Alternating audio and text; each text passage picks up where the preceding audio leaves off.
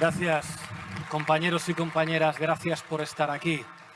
Pero no dejéis de aplaudir porque os quiero pedir un primer aplauso cerrado para nuestra compañera secretaria general, Yone Belarra, por estar al frente de este proyecto.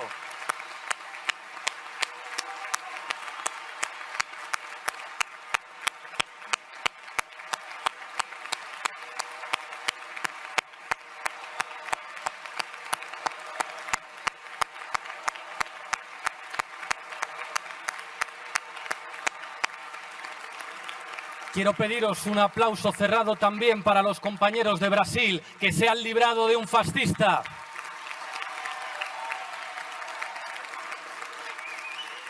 Pero quiero decir aquí también que la responsabilidad de los compañeros de Brasil, que la responsabilidad de Lula es enorme, como la responsabilidad de toda la izquierda latinoamericana. Desde aquí, desde Madrid, quiero decir que no nos basta con que la izquierda latinoamericana pinte el mapa de América de los colores de la dignidad. Necesitamos que sea una fuerza ideológica, necesitamos que a la lucha por el medio ambiente y a la lucha por la justicia social, la izquierda latinoamericana plantee un desafío ideológico al poder mediático para corregir, para reequilibrar esa correlación de fuerzas. Necesitamos que el peso continental de Brasil, necesitamos que el peso de Chile, el peso de Argentina, el peso de Bolivia, el peso de Colombia, el peso de México se traduzca también en poder mediático para enfrentar un sistema económico que desde aquí negamos, el capitalismo. Necesitamos que la izquierda latinoamericana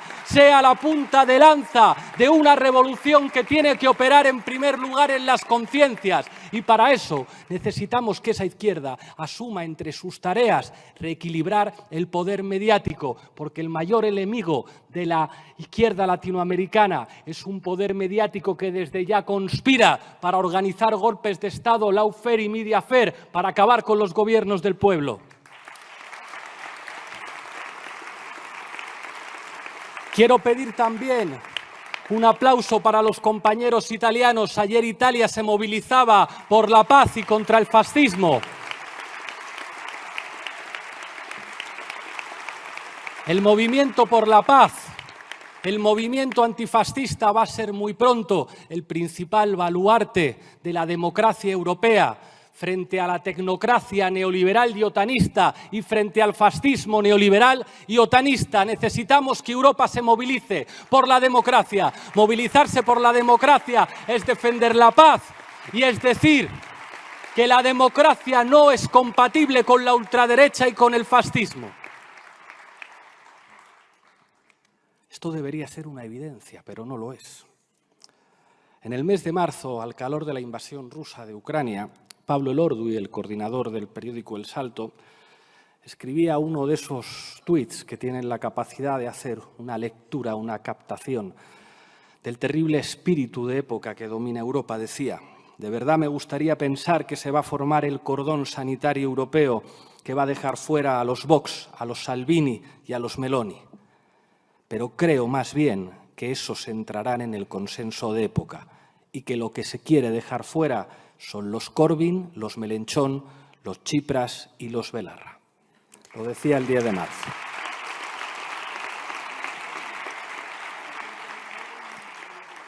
Lo que decía Pablo Elordu y se ha ido cumpliendo en los últimos meses, que han impuesto una lógica de régimen de guerra, que analiza Raúl Sánchez Cedillo en un libro que saldrá muy pronto, Esta guerra no acaba en Ucrania, en Catacrac, y que explica cómo la guerra tiene una capacidad disciplinante sobre los sistemas políticos y donde explica que el momento actual en Europa no tiene que ver con la Segunda Guerra Mundial, como trataron de decir muchos hipócritas, tiene mucho más que ver con el repugnante espíritu del 14. Y vemos una vez más a los socialdemócratas europeos votar los créditos de guerra, votar los créditos de guerra y votar los créditos de guerra. Eso es lo que significa aumentar los presupuestos militares y defender una organización armada como es la OTAN al servicio de los Estados Unidos, pero no al servicio de los países europeos.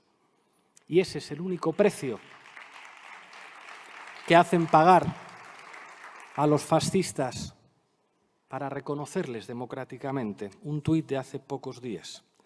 Acabo de conversar con la ministra italiana Giorgia Meloni y la he felicitado por su reciente elección. Seguiremos trabajando juntos en el marco de la Unión Europea y de la OTAN y reforzando nuestras relaciones bilaterales. Pedro Sánchez Castejón. ¿Sabéis lo que significa ese tuit? Ese tuit lo que quiere decir es que Europa da la bienvenida a los fascistas siempre y cuando los fascistas asuman la disciplina fiscal de la OTAN. No olvidéis la sonrisa de Mario Draghi a Giorgia Meloni, y siempre y cuando asuman la OTAN. Un ejecutivo como el italiano, formado por amigos de Putin, que siguen reivindicando la figura de Putin, pero que mientras acepten la OTAN y acepten los planes neoliberales que vengan desde Europa, estos no van a tener problema. Tenía razón Pablo Elordi, que se lo digan a Alexis Tsipras, ¿verdad? Recordad cómo recibieron los estados europeos al gobierno de izquierdas griego y cómo están recibiendo a los fascistas italianos. En la Unión Europea se está normalizando el fascismo.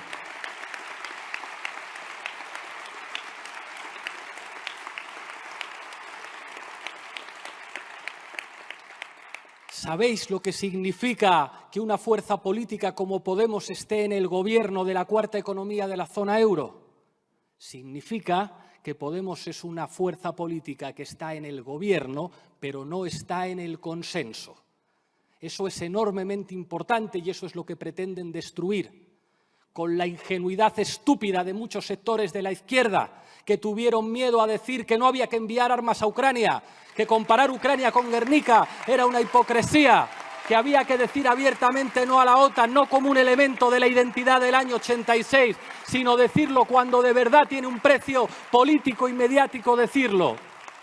La pregunta es, ¿hace falta una izquierda europea que diga que la OTAN defiende a los Estados Unidos pero no a los europeos? Hace falta una izquierda europea que se atreva no solamente a defender la justicia social, sino a señalar la corrupción de las élites económicas y señalar también la corrupción del periodismo como una de las principales amenazas a la democracia. Yo digo que sí, que hace falta una izquierda así, como lo que ha demostrado Jean-Luc Mélenchon en Francia, llamando a las cosas por su nombre, una izquierda que no se arruga frente a la OTAN, una izquierda que no se arruga frente a los consensos que normalizan el fascismo, una izquierda que dice que puede existir una vía democrática europea que no es compatible con subordinar los intereses de Europa a los intereses de los Estados Unidos.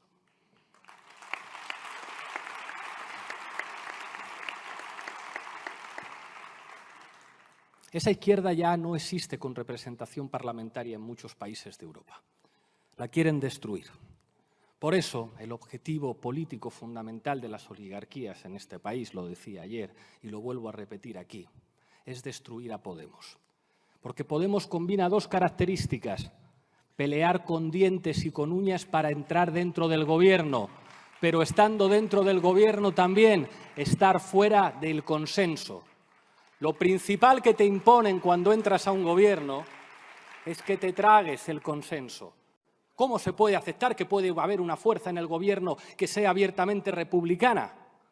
Queremos una izquierda que, bueno, que sí, que republicana en los congresos, como el Partido Socialista, pero que diga que ahora no toca hablar de la monarquía. ¿Cómo que no toca? ¿Cómo que no toca?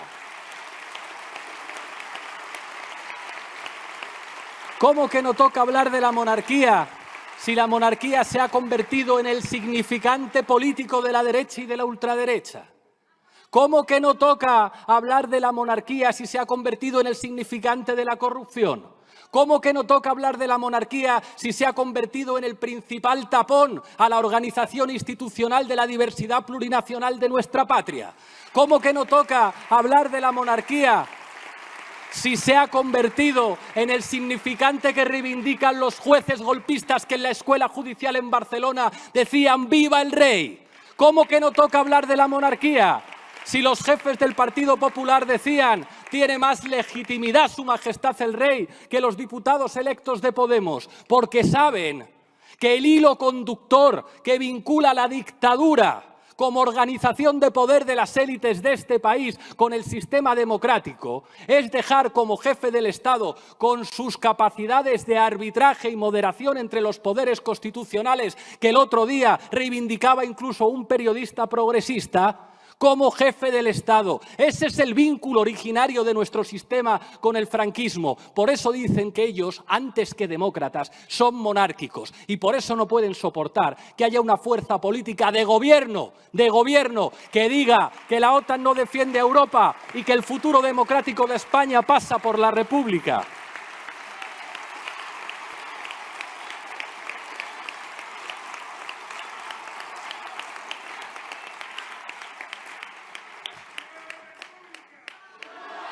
Hace falta una izquierda europea que reivindique la democracia frente a la ultraderecha y que reivindique el pacifismo. Pero necesitamos también, como decía al principio, ese empuje ideológico de la izquierda latinoamericana. Los principales rivales de los gobiernos populares de izquierdas en América Latina es un golpismo que se organiza mucho más allá de los partidos. Es un golpismo que se organiza a través de los medios de comunicación. Hablar del Mercurio en Chile y del Clarín en Argentina no es hablar de dos periódicos, es hablar de los actores ideológicos fundamentales de la derecha y eventualmente también del golpismo, como demostraron cada vez que las correlaciones de fuerzas cambiaron. Por eso necesitamos una izquierda latinoamericana que se arme en lo ideológico. La enseñanza fundamental de los últimos 20 años es que la izquierda es capaz de ganar elecciones, pero no es capaz de desconstitucionalizar los avances ideológicos del neoliberalismo. Lo han aprendido a sangre y fuego en Chile. No basta un estallido social para traducir la voluntad popular en una nueva Constitución si todas las armas ideológicas están en manos del adversario. Hace falta poder ideológico para cambiar las cosas. Y esa fuerza es lo que tenemos que exigir las izquierdas de todo el mundo a los compañeros latinoamericanos que ahora tienen a una autoridad continental de primer orden como es Brasil trabajando a favor de obra.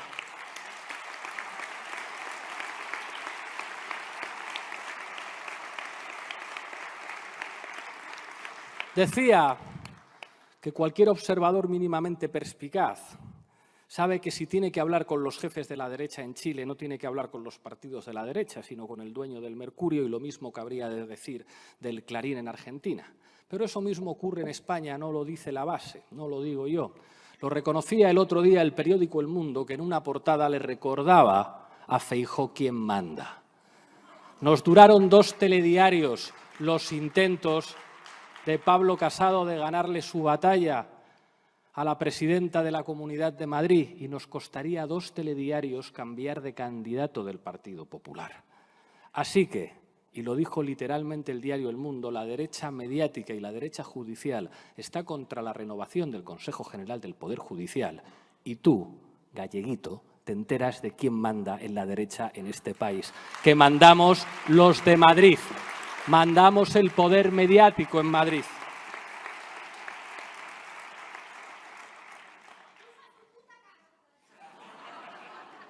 Pero para eso hace falta organización, inteligencia y poder, compañeros. Lo que ha ocurrido en los últimos años en España es básicamente la desnudez de los poderes reales de nuestro país. Lo que enseña la historia es que el Estado de Derecho y la democracia liberal empiezan a mostrar sus debilidades y sus contradicciones cuando se producen amenazas al status quo. El surgimiento de Podemos implicó que un movimiento reaccionario se expresara como un movimiento abiertamente antidemocrático en todas las esferas del poder. Lo vimos en el Poder Judicial, fue el presidente del Tribunal Superior de Justicia de Castilla y León, Conchito, Vicky Rosell le conoce bien, el que no tuvo ningún problema en decir que un gobierno con un vicepresidente comunista es un gobierno ilegítimo. Lo decía una autoridad judicial de este país que, por supuesto, no fue sancionado por el Consejo General del Poder Judicial, que se dedicaba a hacer comunicados contra los ministros de Podemos. Pero también lo vimos en los sectores del poder mediático que se asumieron como la pieza antidemocrática fundamental para hacer fracasar a Podemos. Aquel audio de Villarejo en el que aparece Ferreras con Mauricio Casals y con el comisario hablando es una magnífica prueba de cómo funciona el poder en España. El jefe de la policía antiterrorista, el comisario que más ha trabajado para los servicios secretos en nuestro país, el dueño del periódico, el presidente del periódico La Razón y directivo de A3 Media y el jefe de una televisión progresista. Una televisión diseñada para que la vea gente de izquierdas y para poder influir en las internas de los partidos de izquierdas. El Ferreras Gates supuso una prueba de cómo ha funcionado el poder en este país para acabar con Podemos. Y puso encima de la mesa la corrupción del periodismo que no acababa en la derecha, llegaba hasta la izquierda también. Eso es lo que algunos no soportan de la base, eso es lo que algunos no soportan de Podemos. Que hayamos señalado a las piezas fundamentales del golpismo en nuestro país. Cada vez que Ferreras aparece en la televisión está apareciendo un golpista. Y hace falta una izquierda que diga eso.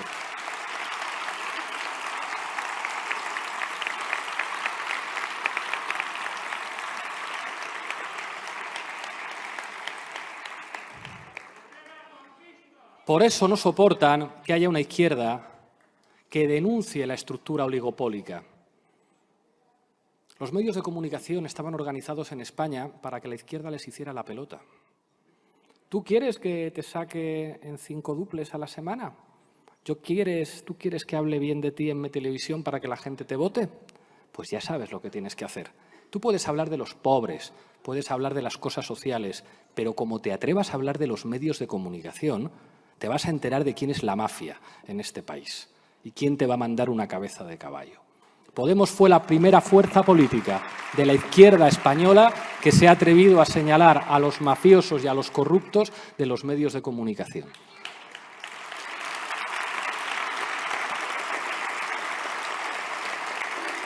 Y les hemos hecho mucho daño porque han perdido cualquier tipo de legitimidad.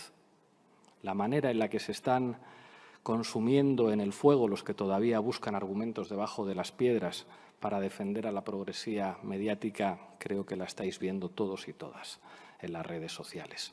Se terminó con esto de que vayan a decir en un periódico o en una televisión quién gana el Congreso de un partido de izquierdas. No han dejado de intentarlo nunca, pero aquello se acabó. Hasta el punto de que se ha convertido en contraproducente. Ese es el mismo debate que había en la renovación del Consejo General del Poder Judicial a propósito de la presencia de Vicky Rosell. Podemos lo dijo desde el principio. Nosotros queremos estar en el poder. Queremos también nombrar vocales al Consejo General del Poder Judicial y queremos nombrar a una figura legitimada por su lucha contra la corrupción y su lucha contra el lawfare. Nada democratizaría más el Poder Judicial en España que la persona que envió a la cárcel al único juez que está en prisión por haber practicado el lawfare contra Podemos. Esa persona es Vicky Rosell. Por eso el Partido Popular no se podía permitir que estuviese en el Consejo General del Poder Judicial.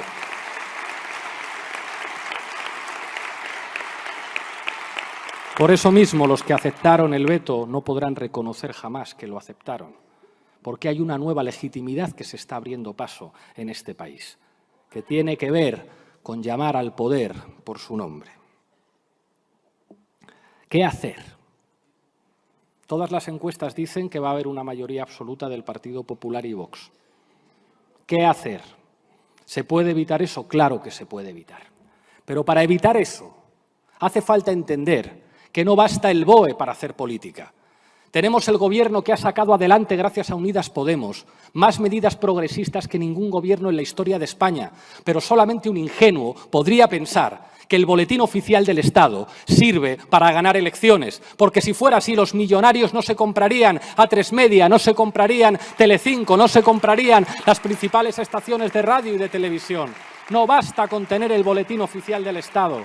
No basta tener la simpatía de corruptos periodistas de izquierdas para ganar las elecciones. Es una trampa como en la Comunidad de Madrid para que gane la derecha en el Ayuntamiento y en la Comunidad de Madrid. A ver si se enteran los que firmaban pactos en restaurantes con Ferreras de que eso no vale para ganar las elecciones en Madrid. A ver si se dan cuenta de que toda la operación va en la misma dirección, hacer que ganen los representantes del poder.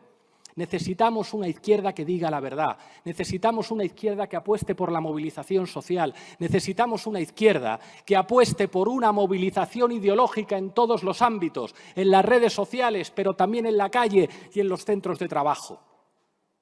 Y claro que los partidos son necesarios. No hay discurso más reaccionario que el que dice que el problema son los partidos. Los partidos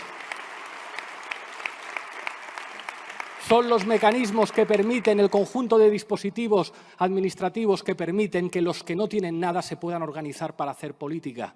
Los millonarios no necesitan partidos políticos. Amancio Ortega no necesita ningún partido político. Ana Patricia Botín no necesita partidos políticos. Los partidos políticos modernos los fundó el movimiento obrero, porque la clase trabajadora sí necesitaba partidos políticos. Pero yo creo que la solución tampoco es hacer un partido político nuevo por cada territorio, sino asumir que la función de los partidos es muy concreta, presentarse a las elecciones y gobernar, pero que hacen falta movimientos sociales, que hace falta poder mediático de izquierdas, que hace falta gente de izquierdas que oposite para ser juez, para ser fiscal, para ser policía nacional, para ser guardia civil, para estar en la administración del Estado, que la batalla cultural por el poder no es una batalla que tenga que ver solamente con los partidos. Muy pronto habrá elecciones municipales y autonómicas. Y algunos piensan que es una magnífica oportunidad para que Podemos tenga un mal resultado y para que Izquierda Unida desaparezca, porque eso dejará todo el campo de la izquierda abierto para una nueva izquierda que no será perseguida por las cloacas y que no será tratada de manera negativa por la progresía mediática. El nivel de ingenuidad de tal planteamiento es de una dimensión sonrojante. ¿Quién piensa que le puede ir bien a las elecciones generales a una candidatura de la izquierda si a Podemos le va mal en las elecciones municipales y autonómicas? Hay que ser estúpido. Por eso es tan importante trabajar para esas elecciones, trabajar como partido, pero trabajar también con los movimientos sociales, construir poder mediático alternativo y, por supuesto, tender la mano como ha hecho siempre este partido. Este partido apostó por una candidata que no fuera de este partido. Este partido llevó al gobierno a formaciones políticas que ni siquiera habían compartido la estrategia negociadora para entrar al gobierno. Podemos ha sido una fuerza política generosa como ninguna fuerza política de la izquierda ha sido en este país. Y tiene que seguir siendo generosa. Y tiene que apostar por confluir con Sumar en las elecciones generales. Y tiene que apostar por confluir con todas las organizaciones de izquierdas. Pero Podemos debe ser respetada.